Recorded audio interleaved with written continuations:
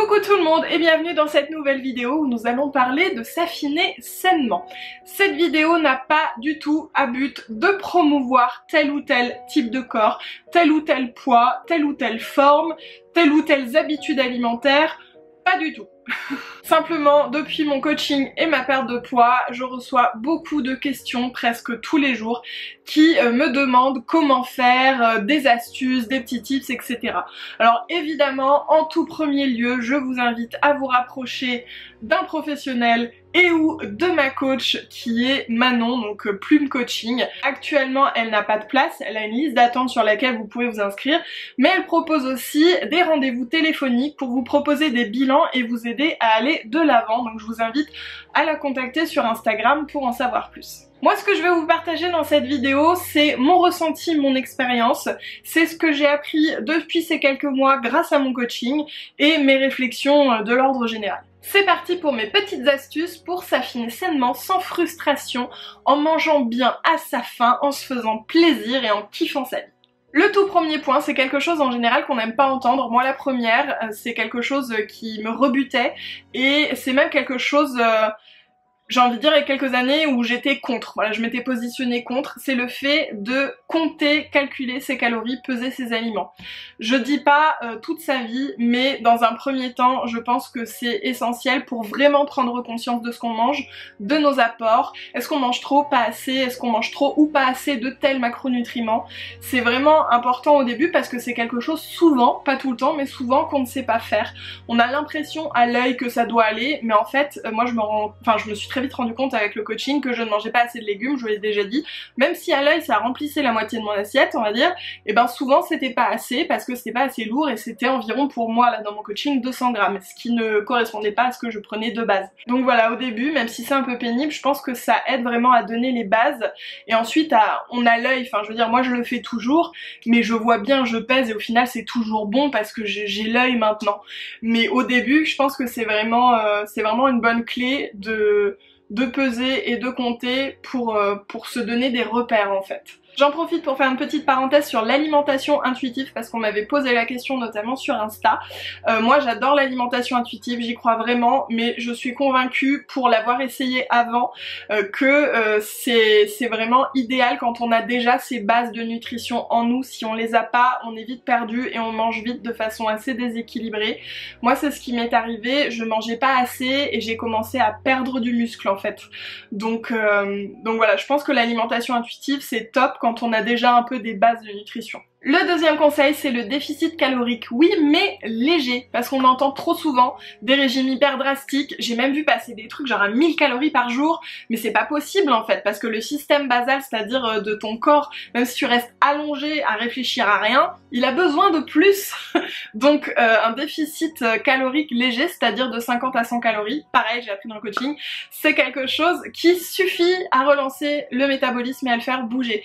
Il n'y a pas besoin de le traumatiser en descendant à ne rien manger et au final au bout d'un moment vous allez être coincé, votre corps il va s'habituer. On entend beaucoup parler de ce mode survie aussi où genre il va se bloquer et vous ne pourrez rien faire si ce n'est manger moins, manger moins, manger moins, vous allez finir avec un grain de riz, enfin c'est pas vivable quoi. D'ailleurs j'en profite pour dire que Manon dans ses coachings fait aussi de la relance métabolique. Si vous en êtes arrivé à ce point où vous êtes descendu trop bas en termes de calories, elle vous aide à retrouver un bon équilibre pour ensuite reprendre un déficit calorique régulier et tout doux.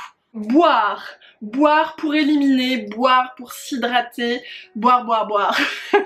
Moi je bois beaucoup de base, mais c'est vrai qu'avec le coaching je bois encore plus. Je me suis acheté une espèce de grande gourde qui fait 4,5 litres, un truc comme ça, je la remplis à 3 litres, j'arrive parfois à la finir, en général il reste encore peut-être genre ça, mais voilà, boire pour éliminer les toxines, pour hydrater le corps, c'est hyper important. Je vais vous partager une anecdote très intime à ce propos, puisque je me suis rendu compte qu'en faisant du sport, puisque avec le coaching je fais du sport 3 fois par semaine, du renforcement musculaire pendant 1 heure, je me suis rendu compte qu'après le sport, si je ne buvais pas assez avant et pendant, mon pipi il était tout jaune.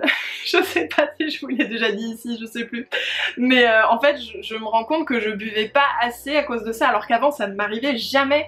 Mais maintenant, vu que je déstocke plus en fait, et ben j'ai besoin de plus boire. En tout cas c'est ce qui semble être. Et je le vois comme ça en fait, mais vraiment c'est impressionnant. Je tiens à préciser maintenant, parce que on sait jamais, je ne suis pas une professionnelle, comme je vous l'ai dit, je retransmets ce que j'ai appris, ce que j'ai compris, donc il se peut qu'il y ait des erreurs qui passent par-ci par-là, peut-être même que Manon me reprendra sur certaines choses, mais voilà, ça part du cœur. Évidemment, pour s'affiner sainement, il faut bouger, donc je vous l'ai dit, moi je fais du sport, du renforcement musculaire, j'ai toujours détesté le sport toute ma vie, mais j'apprécie faire ce renforcement musculaire. Il y a des jours j'ai pas envie de le faire bien sûr, et il y a des jours je kiffe, je suis trop contente. En règle générale, de toute façon après je suis trop contente, je suis fière de moi, ça booste ma confiance en moi, je me sens bien vraiment physiquement dans mon corps. Toute la journée ça va être une bonne journée, enfin franchement ça m'apporte beaucoup de bien-être, aussi bien physique que mental. Mais je sais que le sport c'est compliqué pour plein de gens, voilà, comme moi ça l'était avant. Donc je pense que dans un premier temps ça peut être trouver son sport, essayer plusieurs choses, parce que parfois on peut être étonné comme moi avec le renforcement musculaire, mais ça peut être aussi faire une activité physique qui ne soit pas sportive, en tout cas dans un premier temps, comme marcher plus, comme bouger au quotidien, booster son NEAT. Alors en fait Manon m'a expliqué qu'il n'y a pas la marche dans le NEAT, mais ça va être vraiment les choses du quotidien, porter son enfant, soulever des trucs, faire son jardin, enfin voilà. Donc bouger le plus possible. Moi j'ai lancé un challenge sur Insta, les 10 000 pas, que je fais tous les jours, et tous les jours je vous demande si vous l'avez fait, si vous allez le faire aujourd'hui, voilà, on se motive ensemble, bougez plus. Je vais revenir sur les calories et les macronutriments. Comme je vous le disais, donc il faut un déficit calorique léger, mais aussi un équilibre de ces macronutriments qui sont les lipides, les glucides et les protéines. Ça c'est pareil, c'est quelque chose que j'ai appris grâce au coaching. Jamais de ma vie je ne me suis intéressée ni même posé la question est-ce que c'est équilibré dans mon alimentation. Genre jamais. Enfin si, pour les protéines, quand je suis devenue végétarienne, là je me suis vraiment posé la question, est-ce que j'en mange assez, où j'en trouve, etc. Pour le calcium, enfin voilà, par rapport à mon changement d'alimentation, mais mes lipides, mes glucides, voilà. Et du coup, compter comme ça un petit peu au début, répertorier et tout, ça permet de voir comment fonctionne le bon équilibre, quelle portion de chaque idéal on a dans l'assiette, et pour moi c'est vraiment des bases en fait à apprendre, et voilà, que moi j'avais jamais appris. On continue avec l'alimentation, et ce conseil c'est de favoriser les aliments nutritivement intéressants et non transformés. Donc les choses que vous allez faire vous-même à partir d'aliments bruts seront les meilleures pour votre corps tout simplement. Donc cuisiner au maximum, sans pesticides, bio, de saison, voilà, c'est évidemment le mieux. Essayez d'éviter les choses déjà préparées qui sont pleines de sucre, pleines de sel, pleines d'additifs. Enfin, je pense que là je vous apprends rien, mais voilà. Et puis ça va être de consommer avec grande modération les choses qui ne vous apportent rien, comme par exemple les aliments à calories vides type alcool, qui vous apportent que des calories et que de l'alcool et rien d'autre. Ce qui m'emmène directement sur le point suivant, qui est de ne pas se frustrer et de ne rien s'interdire. Le tout c'est de trouver le bon équilibre. Typiquement, il y a quelques jours j'ai dégusté un fabuleux tea time au Bristol offert par ma petite Fleur pour mon anniversaire. C'était phénoménal, il y avait 3 pâtisseries dessus, il y avait des petits finger sandwich, il y avait un scones, il y avait un cannelé, enfin voilà, c'était phénoménal, et je l'ai dégusté avec tellement de plaisir et zéro culpabilité, parce que c'était un bonheur, et parce que après j'avais prévu éventuellement de me faire une petite salade le soir. Au final j'ai même pas eu faim, ce qui fait que je n'ai pas mangé. Au final on peut pas étiqueter ça excès, mais bien plaisir exceptionnel, et ça c'est trop bien. Donc ne pas se frustrer, c'est s'accorder les aliments dont on a envie, de façon occasionnelle quand c'est des choses très riches ou très grasses, et puis de se garder des petits plaisirs au quotidien. Par exemple, moi c'est un carré de chocolat tous les jours, une date ou deux, tous les jours. Voilà, c'est vraiment des choses qui me font kiffer tous les jours et que je veux manger tous les jours, donc je les mange tous les jours. Et ne pas se frustrer, c'est aussi ne pas refuser de sortir ou des invitations parce que vous avez peur peut-être de manger des choses que vous pensez qu'il ne faudrait pas manger à l'extérieur. Juste dites-vous, voilà, si je sors là, je me fais plaisir, je ferai attention sur le reste de la journée à bien équilibrer mes calories et mes macronutriments, mais voilà, il n'y a pas de souci à se faire plaisir, je pense que c'est hyper important. La frustration n'amène rien de bon. Moins vous allez vous autoriser quelque chose, plus ça va vous obséder, plus vous allez craquer. Et en fait la notion de craquage c'est vraiment je pense lié à tout ce qui est problème et tout de régime. Je pense que quand on est dans une alimentation saine et équilibrée, il n'y a pas de craquage, parce qu'au quotidien ou quand on veut on peut se faire plaisir, et donc on ne craque jamais, juste on se fait plaisir. Et évidemment je vais vous parler d'écouter sa faim. Quand vous avez faim, manger. Moi j'ai commencé le coaching quand je faisais un jeûne intermittent et alors quand j'ai vu que Manon m'a dit donc tu vas manger 5 fois par jour, je me suis dit oulala comment je vais faire, je mangeais plus que 2 fois par jour et je ne mangeais pas assez, je perdais du muscle. Et en fait en faisant l'activité physique je me suis rendu compte que j'avais faim à différents moments de la journée et je suis bien heureuse de manger 5 fois par jour parce qu'à chaque fois j'ai faim, je mange. Et je suis bien. Et voilà, je ne reste pas dans la privation. C'est toujours encore une fois un bon équilibre quoi. Donc s'affamer par exemple sur toute une journée pour le lendemain manger tout et n'importe quoi, c'est pas une bonne idée. Trouvez juste les aliments qui s'équilibrent bien et qui vous apportent de la satiété. Par exemple si vous allez vous faire un super tea time que j'ai pu faire, et ben des haricots verts, des pommes de terre, ça apporte beaucoup de satiété par exemple. Donc essayez de choisir les aliments comme ça, mais ne vous affamez pas parce que vraiment ça n'apporte rien de bon. Concernant votre objectif, évidemment il faut qu'il soit réalisable mais aussi mesurable dans le temps. Fixez-vous une date par exemple dans un mois, dans 6 mois, dans un an et ça vaut pour tout hein. Cet objectif c'est évidemment votre goal à long terme mais il ne faut pas que ce soit une obsession du jour le jour, du tous les mois. Il faut juste vraiment que ce soit voilà, un goal au loin là-bas que vous avez envie d'atteindre mais avant ça vous allez le découper en plein de petits objectifs. Par exemple si votre objectif final est dans un mois et ben vous allez vous faire un petit point tous les mois. Moi c'est ce que je fais par exemple. Et puis un plus gros point tous les 3 mois. Et ça permet de décomposer et du coup l'objectif paraît beaucoup moins grand et beaucoup moins atteignable. Quand je dis qu'il faut qu'il soit réalisable, c'est aussi qu'il faut pas trop en demander et en attendre de votre corps. Voyez comment il réagit au quotidien, mois par mois. Voyez ce qui est confortable pour lui en termes de perte de poids. Par exemple, moi je suis sur une moyenne de 5 kg par mois, 4 à 5 kg. Si vous c'est moins, c'est ok. Si vous c'est plus, c'est ok aussi. L'important c'est que vous n'ayez pas faim, que votre corps soit en bonne santé, que vous ayez plein de vitalité.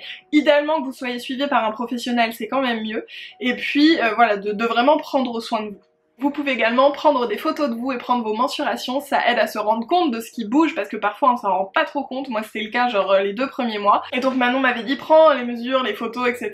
Et franchement bah, je trouve que ça aide beaucoup à réaliser, à voir parce que parfois sur soi-même on s'habitue vite au changement et on se rend plus trop compte. Donc continuez à comparer avec la toute première photo, avec les toutes premières mesures, et bien ça permet vraiment de se rendre compte du chemin parcouru. Ne pas se peser tout le temps, une fois par semaine, grand maximum, c'est bien suffisant. D'ailleurs Manon m'avait expliqué qu'elle avait fait l'expérience de se peser tous les jours, tous les matins dans les mêmes conditions, le poids il bouge tout le temps donc c'est qu'un indicateur, tout comme les mesures, tout comme l'IMC, tout ça ce sont juste des indicateurs, c'est tout mis ensemble qui vous permet d'avoir une idée un petit peu de comment vous bougez, ça vous permet d'avoir un curseur en fait quelque part, mais c'est pas simple de faire une obsession des chiffres, c'est juste des mesures, c'est tout. Et je reviens sur l'objectif mélangé avec les mesures, puisque si ça se trouve, votre objectif ne sera pas votre poids de forme.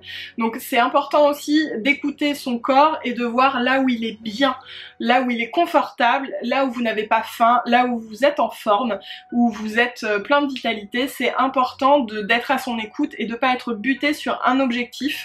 Et d'ailleurs, on retourne encore à l'objectif, puisque cet objectif, il doit venir de vous. Cette envie, elle doit venir de vous uniquement. Pas de la société, pas de vos proches, pas d'un amoureux, pas de quelque chose d'extérieur, ça doit être quelque chose que vous faites pour vous aimer plus, pour vous aimer mieux, ça doit être simplement pour vous. Et ça je pense que c'est hyper important parce que si c'est pas pour vous, déjà vous allez pas avoir envie d'aller au bout, vous allez décrocher, vous allez pas être motivé et puis surtout ça vaut pas le coup de le faire pour quelqu'un d'autre. Si vous êtes bien dans votre peau, restez comme vous êtes.